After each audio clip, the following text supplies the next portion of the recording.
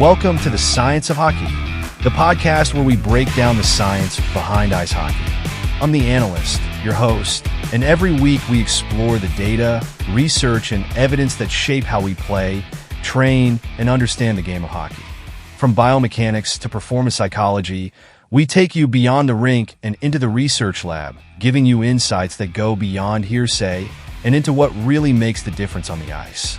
Whether you're a player, a coach, a parent, or just someone passionate about the sport, we're here to bring you scientifically backed information in a language that's friendly and easy to understand. So grab your skates and let's dive into the science of hockey. Hey there, hockey enthusiasts. Welcome back to the Science of Hockey. I'm the analyst, and today we're going to discuss how off-ice training can make a real impact on your on-ice performance. We'll be diving into an article titled, "The Effect of a Complex Training Program on Skating Abilities in Ice Hockey Players," which takes a deep look into how combining plyometric and weight training can help improve the skating skills of ice hockey players. In this episode, we'll explore the concept of complex training, alternating between resistance exercises and plyometric drills, and how this 12-week training program significantly improved players' speed, agility, and overall skating abilities. If you're a player or coach looking for new training methods to elevate your game, this episode is packed with practical insights. So, grab your training gear, and let's break down the science of complex training. All right, so I think we all know that speed and agility are like super important out on the ice, right? Yeah, for sure. Like who doesn't want to blow past defenders, make those crazy turns, Yeah. And just leave everybody else in the dust? Yeah, totally. Well, today we're diving into a training technique that can help you get there. Oh, wow. It's called complex training. Okay. And we've got some pretty incredible results from a study that put it to the test with hockey players. Interesting. So this study was specifically looking at hockey players? Yep. And the results were pretty impressive. Cool. So how many players were involved? They had 20 male hockey players. Oh, okay. Gotcha. And they all went through this complex training program. Well, they actually split them into two groups. Right. A control group. Exactly. Mm-hmm. So one group did the complex training and the other just stuck with their regular on-ice training. Makes sense. You Okay. got to have that comparison group to really see if the complex training is making difference. Totally. And before we get into like all the nitty-gritty of the training itself and Yeah. how it all went down, maybe we should actually talk about what complex training is. Yeah, good point. I think a lot of people hear complex training and think it's got to be super complicated. Yeah, right? Yeah. Like I did too at first. But it's actually a pretty straightforward concept. So break it down for us. What is it? Basically, it's combining heavy weightlifting with plyometrics. Okay. So like lifting weights, A&D, doing all those jumpy exercises. Yep, you got it. Yeah. So you're building strength with the weights and then immediately putting that strength into action with explosive movements. Huh. That's kind of interesting. So it's not just about being strong. It's about being able to use that strength quickly and powerfully. Exactly, like when you need to suddenly accelerate on the ice or change direction really fast. Okay, I'm starting to see the connection to hockey here. Yeah, it's all about training those fast twitch muscle fibers and getting your nervous system firing on all cylinders. So instead of just lifting weights or just doing jump squats, you're doing both back to back. Right, that's the key. You're essentially training your muscles to work together in a way that mimics the demands of hockey. Man, I'm already feeling sore just thinking about it. Haha. Yeah, it's definitely a challenging workout, but the results speak for themselves. All right, well, before we get to those amazing results, Okay. we should probably talk about how they actually measured the player's performance. Like, how do you quantify better skating? Yeah, good point. They used a series of on-ice tests that were specifically designed to assess the skills you need in hockey. Okay, so like timed laps around the rink. That's one of them. It's called the rink dash 5 times. 5 laps. 5 full laps at top speed, so it really tests their endurance. Wow. Okay, that makes sense. What else did they do? They also did something called the 5 times 18-meter shuttle. Okay, what's that one? Imagine sprinting back and forth between the blue lines over and over again. Oof, that sounds brutal. It is. It's all about acceleration and stopping power. You got to be able to change direction quickly and then come to a complete stop on a dime. Oh, yeah, that's huge in hockey, right? Like if you're trying to get to a loose puck or shut down a play, you got to be able to stop and go quickly. Exactly. And then there's the T-test, which is all about agility. Okay, so like weaving in and out of cones or something? Yep, pretty much. It simulates those quick turns and pivots you need to dodge opponents. I like it. And what about the last test? The last one's called the line drill. Okay. What's that one like? So they have to sprint to different lines on the ice. So it's combining speed endurance and stopping control all in one drill. Exactly. It's a great way to assess their overall skating ability. Man, those are some serious tests. Yeah. I can see why they chose those drills. They really break down the different parts of skating and help you understand what areas are improving the most. Yeah, for sure. It gives you a much more complete picture than just watching someone skate around and saying, oh, they look faster. Totally. Yeah. So we've got these players pushing their limits on the ice. Yeah. But let's talk about the actual training program. What did it involve? So it was a 12-week program. Okay. Broken down into 3 phases. 3 phases. And each phase gradually increased the intensity. So they were really pushing these guys, huh? Oh, yeah. They wanted to see just how much they could improve their performance with this type of training. Okay, so 12 weeks, 3 phases increasing intensity. Can you give us an example of like what a typical workout might look like? Sure. Let's say we're in week 5 of the program. Okay. You might see something like squats followed immediately by squat jumps. So build strength with the squats and then immediately use that strength for explosive power with the jumps. Exactly. You're training those muscles to work together in a way that directly translates to hockey movements. Cool. What else? Another example might be bench presses followed by chest passes with a medicine ball. Okay, so again, you're building strength with the bench press. Right. And then putting it into action with an explosive movement. Yep, you got it. Man, that sounds intense. It is, but that's the whole point of complex training. You're pushing your body to adapt and become more powerful. I'm starting to see why they call it complex training. You're really targeting different aspects of athletic performance all at once. Exactly. It's not just about lifting heavy weights or doing endless plyometric drills. It's about combining those elements in a way that creates a synergy. Okay, I'm hooked. This all sounds really interesting. But the big question is, did it actually work?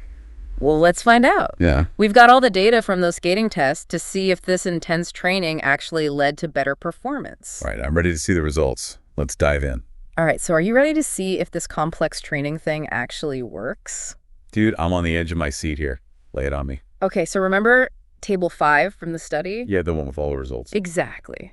Yeah. Well, the players in the complex training group, they showed some pretty significant improvements. Across the board? Yep, in all 4 of the skating tests. No way. Seriously. Yeah.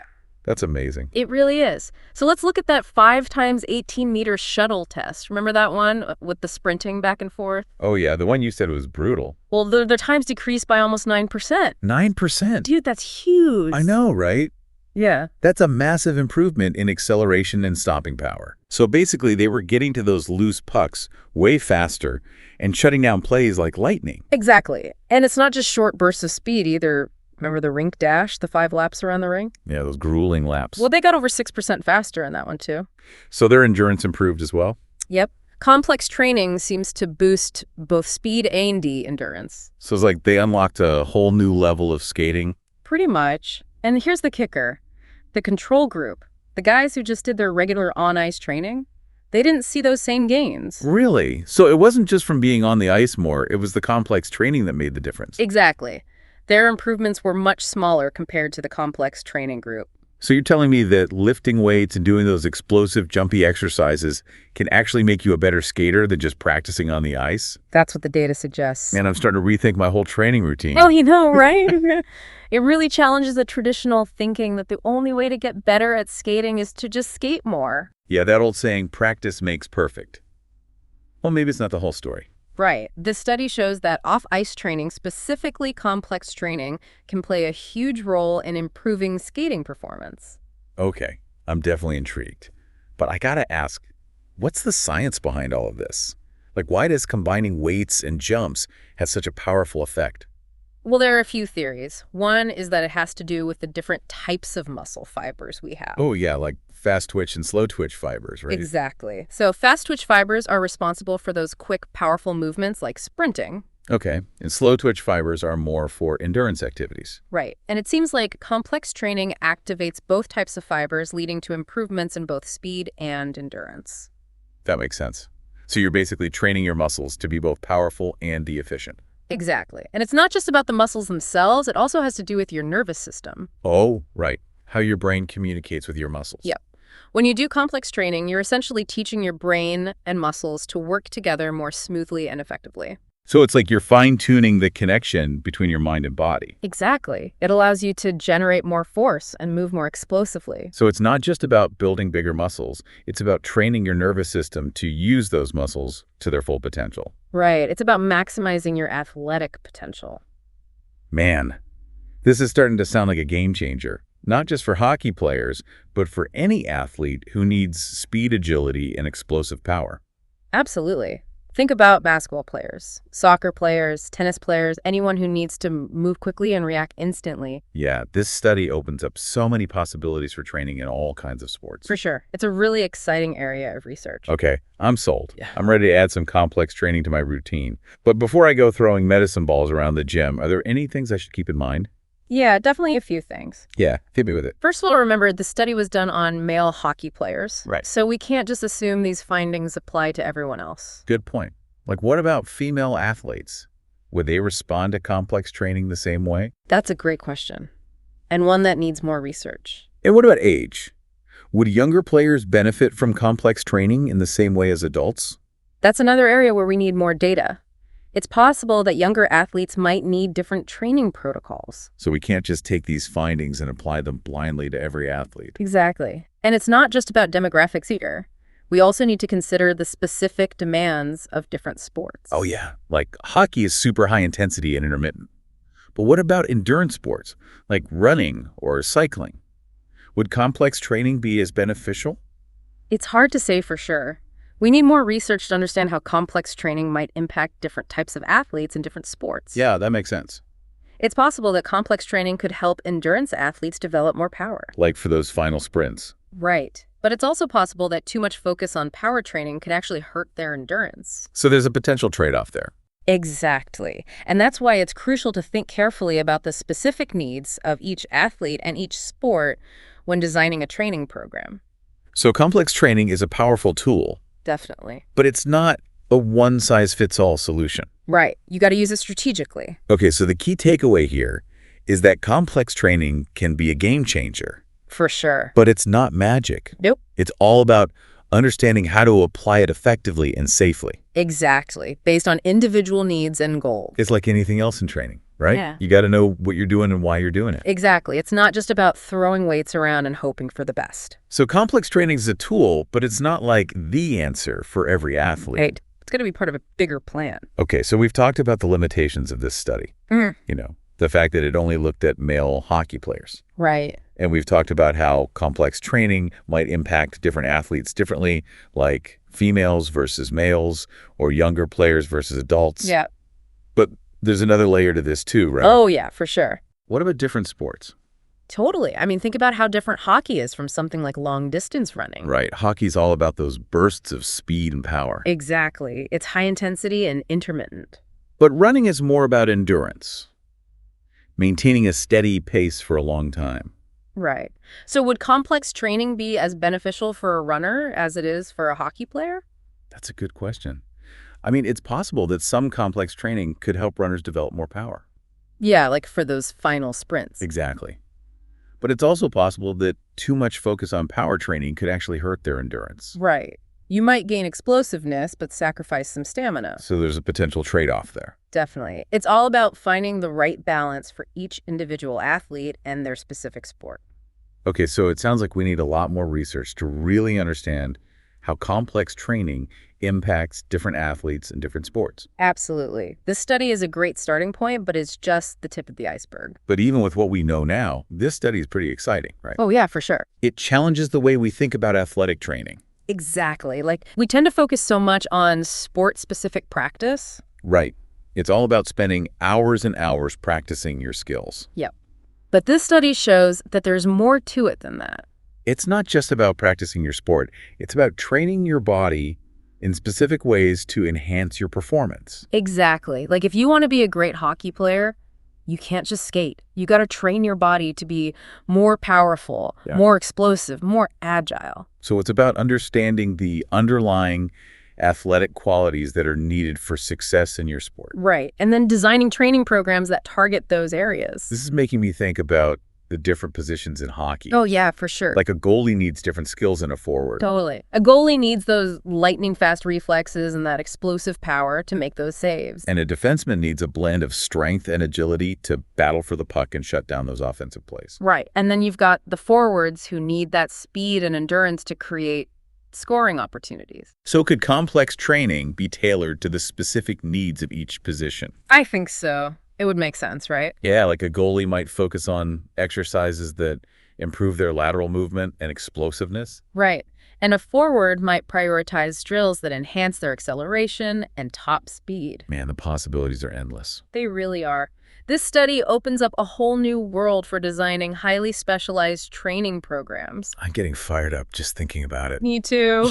It's an exciting time to be in the world of sports performance. All right, so let's bring it all home. Mhm. What are the key takeaways from this deep dive? Well, I think the biggest takeaway is that complex training can be a powerful tool for athletes, Definitely. but it's not a magic bullet. Right. It's not a one-size-fits-all solution. You got to understand how to apply it correctly based on the individual athlete, their sport, and their goals. And you got to train safely. Absolutely. Yeah. Always prioritize safety. This deep dive has definitely given me a lot to think about. I mean, I'm ready to hit the gym and start incorporating some of these principles into my own workouts.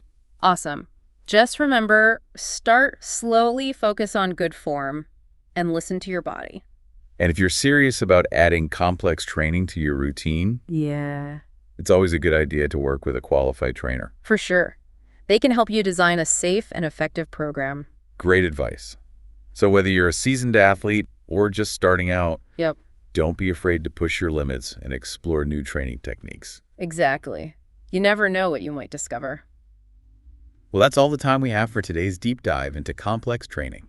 Thanks for joining us. We hope you learned something new and are feeling inspired to take your training to the next level. Keep pushing your limits, and remember to always keep diving deeper. We'll catch you next time.